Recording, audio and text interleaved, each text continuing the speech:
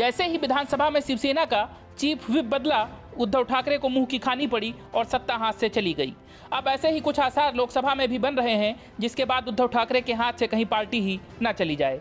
राजनीतिक जानकार अब ये मानकर चल रहे हैं और ऐसा हो भी सकता है।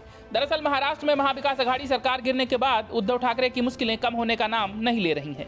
पहले तो उनकी गद्दी गई, फिर उनके बेटे सहित उनके पाले के सभी विधायकों पर विधायकी जाने का खतरा मंडराने लगा और इस सबसे बढ़कर उनके हाथ से शिवसेना पार्टी भी जा सकती है, क्योंकि जैसे आसार बन रहे हैं उससे शिवसेना पर नए मुख्यमंत्री एकनाथ शिंदे का दावा अधिक मजबूत हो चला है।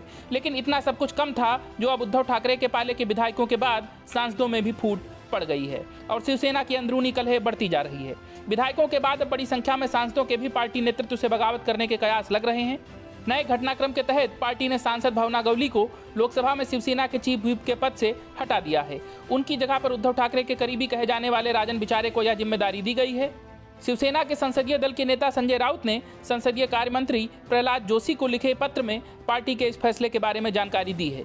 शिवसेना नेता संजय राउत ने पत्र में लिखा है, आपको यह बताया जाता है कि शिवसेना के संसदीय दल ने राजन बिचारे को लोकसभा में भावना गवली के स्थान पर पार्टी का चीफ व्हिप नियुक्त किया है।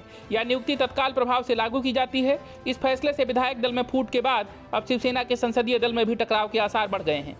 दरअसल एकनाथ शिंदे के विद्रोह के बाद भावना गवली ने शिवसेना प्रमुख उद्धव ठाकरे को एक पत्र लिखा था।